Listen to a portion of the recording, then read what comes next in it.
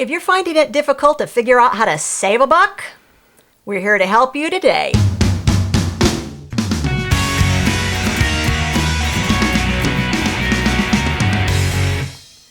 Hi, I'm Hope. And I'm Larry. From Under the Median. If you're unfamiliar with who we are, we raised our 4 sons debt-free on an income which was consistently under the U.S. national average income, including paying cash for our house, when at the time our income averaged a little under $40,000 a year. So we got pretty good at figuring out how to save money, and that's what this series is all about. Creative ways that we have saved money like crazy. This is the third and final part of this series. If you've not seen parts 1 and 2, I'm going to link those up above and in the description of this video so you can go back and watch those first 2 parts after you are finished with this part. All right, Larry, we had a little over 70 different suggestions. Now, this is not the only video series that we have done on ways to save money. In fact, this is the second major series that we have done on frugality. We did another series a few months ago called Extreme Frugality. That 3-part series, once again, I'm going to link the series up above and in the description of this video. So this is the third and final part, but not really, because next week we are going to do what? But next week, we are going to take your suggestions and we're going to run through a list of those. So you get a chance to participate. That's right. So we would love to see your thoughts in the comments section. Tell us your best ideas for saving money. And the best of those ideas, we are going to showcase next week in a final program called Viewer Suggestions on Creative Frugality. Okay. All right. So we are down to I'm looking, Larry, I think this is number 56 on our list. Yeah, actually, we kind of squeezed this one in. One of the things that we've done all of our married lives, and even before we got married, was go to garage sales and estate sales to buy used items. And you can find some really nice merchandise at those venues. I would say at least 50% of everything we have in the house has been purchased either at garage sales or estate sales.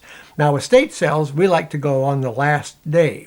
That is when you pick up the best bargains, although things might be picked over by the last day, but we do get some really cheap deals by doing that. Now, one of the really important ways through the years that we have utilized garage sales and estate sales is to purchase items at a fraction of the price that we can resell those same items for. So we oftentimes would get something that was maybe a little beat up or needed a little repair or needed to be cleaned up or refinished, and we would purchase it for almost nothing at a garage sale or an estate sale, fix it up, and then resell it. Yeah. One day I was driving home from work and I happened to stop at an estate sale. Happened to be its last day. Not only was it its last day, it was its last hour. And they were letting everything go $4 a box. And I actually bought our current coffee maker that we use in a $4 box with a bunch of other items, some of which we didn't need. So I sold those items on Marketplace that we didn't need. And it's amazing. I also picked up a telephone, an old-fashioned dial phone at a garage sale. I think I paid $3 for that. And I just kind of bought it on a whim. By golly, we have it hooked up and we use it all the time. It's really retro. So our house was built in 1958. So when you find that like retro sort of a vibe from the 1950s, early 60s, it's really fun to put a few pieces out. Well, the rest of the rest of our phones are cordless, and so sometimes they get lost. You know, like in a cushion couch or something. This phone we can always find because it's always in one place. All right. So, and speaking of items that you're going to purchase, this is about purchasing items actually at a retail establishment. You might want to consider purchasing items that are on deep clearance and setting them aside in what we call our gift closet. So we have purchased items for 75 to 90% off of their retail price, and we have them categorized in boxes in our closet. And when a special occasion comes around, we shop the gift closet before we actually go out and purchase a gift someplace else. That also saves you some time at the last minute of having to find a gift. You've already purchased the gift. Here's another thing that we've done that was actually a little bit unusual. And we did this when our oldest was first born. We discovered that for me to stay home, we really could not afford 2 cars. Yeah, so we sold our second car. Actually, it was ready to be replaced anyway. So we sold it and went down to 1 car. I drove it back and forth to work. If Hope needed the car, she would drive me to work. And that worked out. And I think we did that for about a year. Am I right? Was it about a year we did that? Oh, it was more than that. Was it more than a year? 2 or 3 years. Yeah, Okay. it was a while. Yeah, and it was a little bit of a sacrifice, but it saved us money on car insurance and upkeep and gas and license and title and all that stuff. And Larry rode his bike back and forth to work during that time too, so that if I needed the car and it was a nice day, you were like 3 miles from work, he just rode his bike down to work and rode his bike back home. So it really, and I know it depends on your locale, it depends on where you're at as to whether this is even possible, but if it is possible, give it some thought. And just to tail off of that a little bit, when gas got over $3 a gallon, and we had just moved out to this house, we were on a main bus route. I rode the bus for 2 years back and forth to work, and that was cheaper than driving the car. So we'd love to know, do you own one car? Do you use public transportation? How's that working out for you? And has this been a viable solution for your family? Because it was for ours for quite some time. All right, the next thing is attend free events. And if those free events have food involved, extra bonus points. There are so many amazing free events that we have found and been able to partake of through the years in our community and in areas directly surrounding our community. And they've been so much fun for the boys, special treats, and they didn't cost us a thing. Yeah, they're really good. It's easy to find the events on your computer, or if you're on Facebook, you can come across all kinds of different postings for those events. Okay, here's another controversial one. Go ahead. I'll let you say it. Do I have to say this Yes, one? Okay. yes. You don't necessarily have to flush the toilet every time you use it. So, Look, we raised 4 boys, man. Itty bitty tiny little pee in there. Don't need to flush it every single time. no, so you don't have to. I mean, so we won't go any further with that one. Reuse twist ties. So we'll save the twist ties that come from like a loaf of bread or something. And you never know when you're going to need those to repackage foods. So it really does come in handy to reuse those. Some vegetables also, like broccoli and cauliflower, they have like those really nice long twist ties that are twisted around them. So taking that off and then cutting it into 3 or 4 equal sections, that's like gold. And love twist ties. And in conjunction with that, it's good just to go ahead and save the whole bread wrapper. There you go. I'll shake the bread wrapper out, and get the crumbs out of it, and then save that for repackaging sandwiches for my lunch, or packaging other food in them. And they work just great for that. Repurpose plastic containers rather than purchasing Tupperware or Rubbermaid products. We have some old ice cream containers. Yeah, and we've been vegan for like a long time, you guys, so we know. So we've had these containers a long time. Yeah, they're really old, but they were so heavy duty it seemed like a shame to throw them out. And I use those all the time to repackage and to take Hope's homemade soup to work, and that's what we use. Our old cottage cheese containers, once again, so old things that maybe we don't purchase those items anymore, but we keep those containers, and they're wonderful. They seal up nice, and they work great. Another thing you might want to repurpose, cardboard boxes. We have, if you guys have kids, I'm telling you, there's nothing better than a big cardboard box, even a small cardboard box for kids. I used to give boxes to the kids all the time, and they got out the markers and all kinds of stuff, and those cardboard boxes became any number of playthings for an entire day or two. And sometimes, do you remember, we had to like force them to give it up? We might as well have just given them the box. They were big boxes. Yeah. No, they were like huge boxes. They were taking up like a lot of floor space. Oh, yeah, yeah. And yeah, then they would yeah. get really beat up and they would still want to keep them. We're like, look, you've played with this for like a month. I think it has given its life. It is done. So yeah, love cardboard boxes. We purchase music and videos primarily used.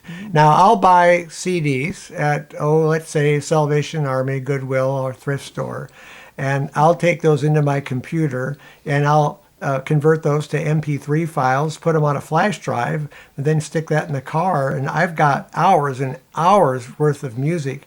It's very cheap. You might pick up a CD for 50 cents, and it doesn't cost you nearly as much. We also have a really nice used video store in town that they repurpose DVDs, Blu-rays, even Ultra 4K HD films, and they're really much cheaper than buying new. They generally sell a used title for like $3.50 for a Blu-ray.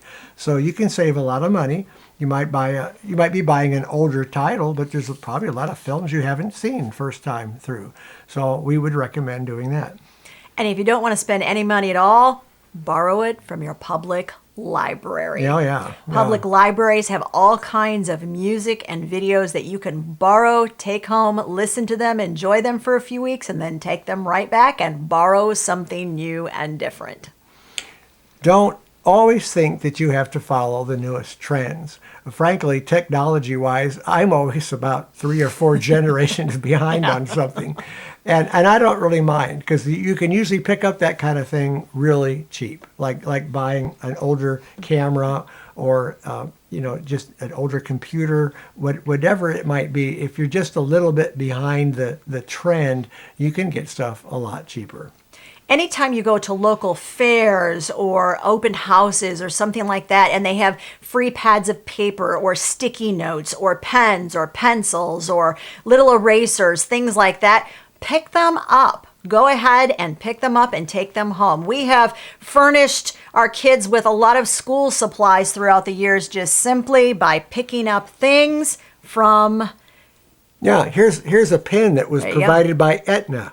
that came. I think all of our pens come from some kind of an event that we went to that provided some free materials. Okay, and we're looking down because we got a list in front of us, guys. So if you wonder why we're looking down, all right. Next one. This is a great tip. This is something that we didn't do till kind of recently. But when you're bringing in warm water to do dishes, save that water like in a coffee carafe. Right, before it's warmed, right? Well, yeah, so it's, as you're first pouring it in, bring that water into a coffee carafe to fill for your morning coffee. By the time you fill up that carafe, that warm water from the hot water heater has arrived at your spigot. Then you're ready to do dishes and you haven't wasted a drop. You can also save that water and put it in the refrigerator so you've got a constant amount of cool water available. And you can also use it to flush your toilet.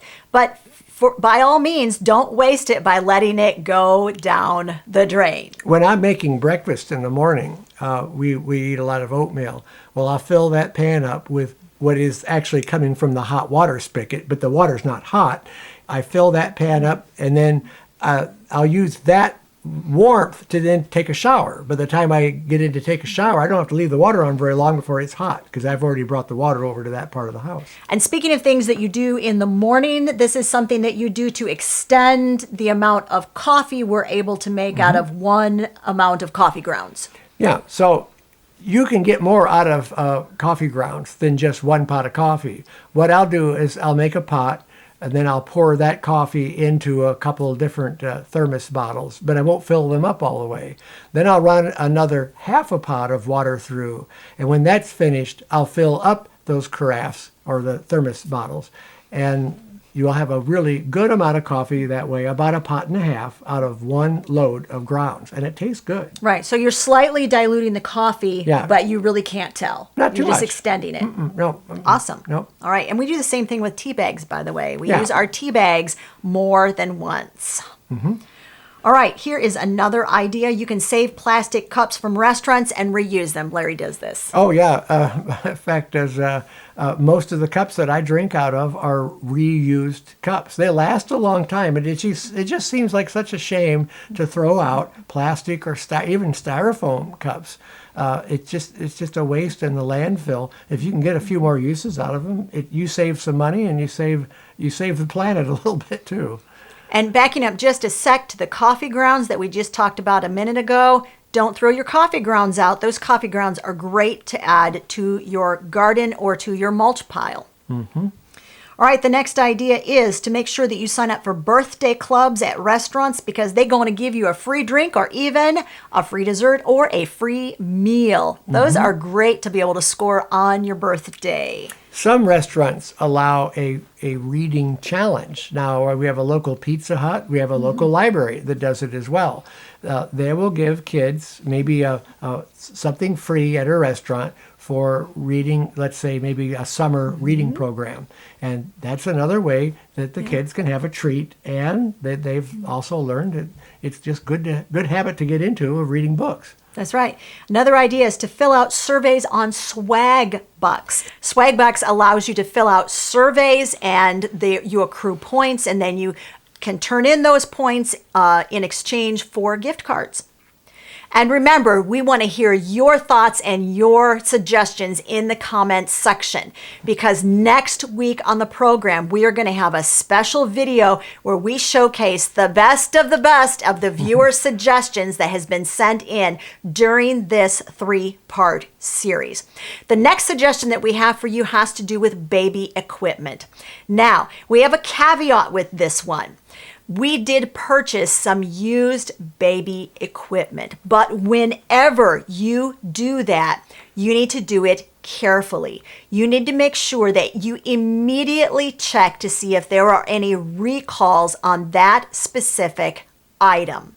Now, I had this actually happen several times. I got in the habit, if I found something incredibly inexpensively at a garage sale, I would go ahead, purchase it. I got a playpen for, say, $5. I got home and found out by searching on the internet that there was a recall on it. So I contacted the manufacturer. I was honest and upfront with them. I said, I purchased this used at a garage sale, and I see that it has a recall on it. And they said, no worries. A recall is a recall. We don't care where you got it from or how much you paid for it. We will replace that product absolutely free of charge. But make sure, above all, that you're keeping your children safe by making sure that there is not a recall against it so you can't safely use the product. That ends 76 different suggestions we had for you on how to save boatloads of money using creative frugality. Please remember once again that we want to hear from you in the comment section of this video, giving us your best creative frugality tips, because next week, that's that special program where we are going to showcase the best of all of the viewer suggestions. Now, if you want to know even more about ways that we have had extreme frugality through 32 years of marriage, we have a special 3-part extreme frugality series that you can watch, and I'm going to link it right over there. So this is the 3rd and final part, but not really, because next week we are going to do what? I have no idea. Were you not at the meeting? What meeting? Okay. You threw me. It's not on this list. I don't know where you're going. We're gonna showcase the best of their suggestions, and we want to hear from them. Yes, that's so important. Yes, I remember now. Oh my gosh. Okay.